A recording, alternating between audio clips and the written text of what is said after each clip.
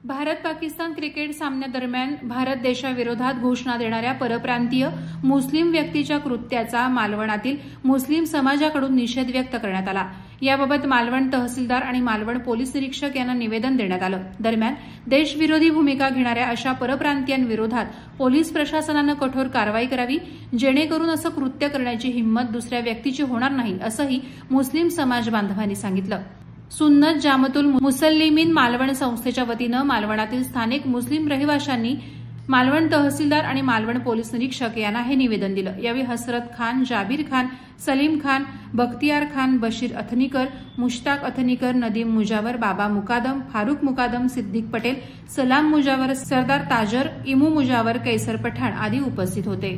तुमच्याकडे आलो की परप्रांतीय जे येत आहेत त्यांच्यामुळे याच्या अगोदर पण असे विषय झालेले आहेत की घटना घडतात। हिंदू समाज, मुस्लिम समाज आज आपण एकोप्याने राहतो इथे आणि त्याच्यामध्ये हे बाहेरून व्यक्ती येऊन ते विष कालवण्याचा प्रयत्न करतात आणि पूर्ण समाजाला तेढ निर्माण करतात। असे जे व्यक्ती जे आहेत यांना तुम्ही शोधून त्यांना वेळीच त्यांच्यावर कारवाई करा, जेणेकरून याच्या नंतर परत कोण उपलब्ध उभा राहणार नाही अशा कारवाई करण्यासाठी। त्यासाठी आज आम्ही मुस्लिम समाज एकत्र आलो आणि तुम्हाला एक विनंती करण्यासाठी आलो की त्यांच्यावर कठोर कारवाई करा, जेणेकरून मालवणमध्ये नाही तर जिल्ह्यामधनं त्यांना बाहेर गेलं पाहिजे असे या ठिकाणी कारवाई करा आपण। कारण इथे शांतता राखावी, सुव्यवस्था तशी तुमची पण इच्छा आहे। याच्यापूर्वी पण आपण जेव्हा शांतता कमिटीच्या इथं बैठका घेतलेल्या आहेत त्यामुळे त्या ठिकाणी आपली पण भूमिका व्यवस्थित मांडली होती। आजच्या ह्या आपल्या भूमिकेमुळे मला अजून चांगला सपोर्ट मिळते की आपल्या इथं हिंदू मुस्लिम तसे काय हे नाही।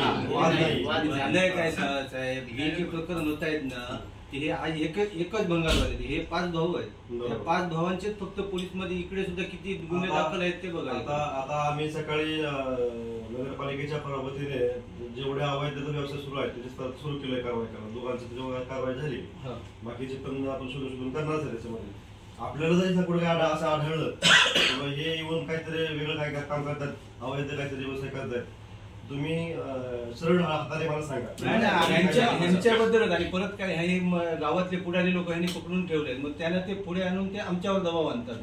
मागच्या टायमाला पण सांगितलं होतं मी तुम्हाला। आता मागचं पोरीचा प्रकरण ह्यांच्याच भावाचा, बॅटरी चोरीचा ह्यांच्याच भावाचा, परत ती पोरी पळवून नेली ह्यांच्याच भावाचा मुलगा होतो, ह्यांच्याच भावाचा। ते आता मगाशी आले होते वाटतं ह्याला सोडवण्याचा, आणि त्या दिवशी परत हे झालं ते चौक्याला बॅटरी चोरी ह्यांच्याच भाऊ होते।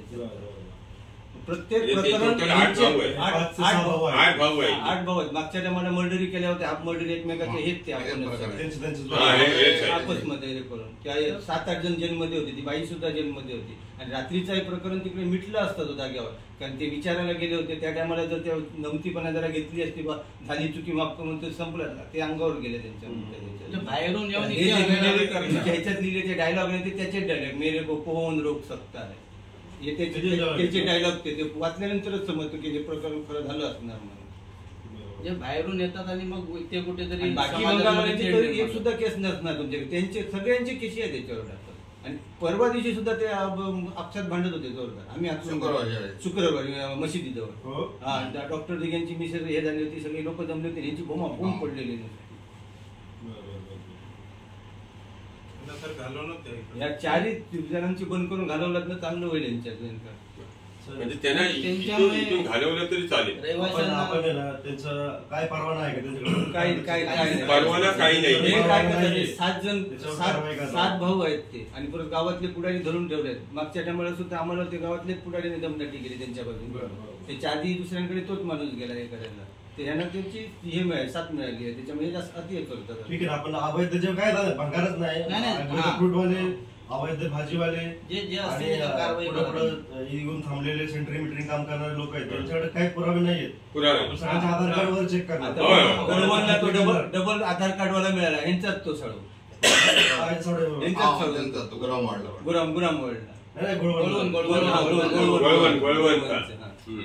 प्रत्येक प्रकरण ह्यांच्यात 5 भावांचे कसं आहे, डबल आधार कार्ड काढतात रेशन कार्ड, आधार कार्ड सभासद पण नाहीये, आम्ही त्या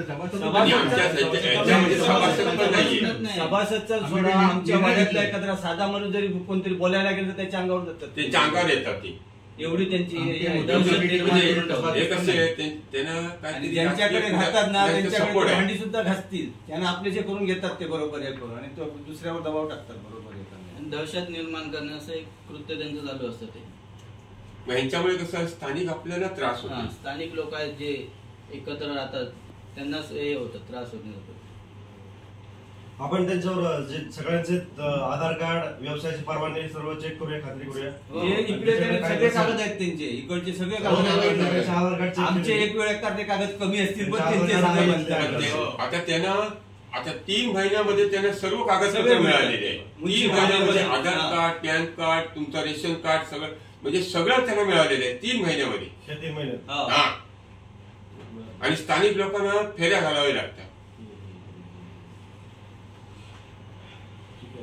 आपण त्यांची सगळं चेकिंग करूया आणि जर ते कुणाकडे परवानगी नसतील, काय आधार कार्ड नसेल किंवा डुप्लिकेट आधार कार्ड म्हणून असेल त्याप्रमाणे गुन्हे दाखल करून टाकू आणि कायदेशीर कडक कारवाई पण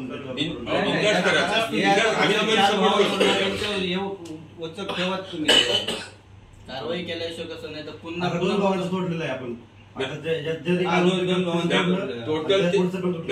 टोटल ते 8 भाऊ आहे. 8 भाऊ ते सर्व एकत्र आहेत. फक्त ते दाखवतात आम्ही त्यांचा पोर नाही, ते आमचा पोर नाही असं दाखवतात.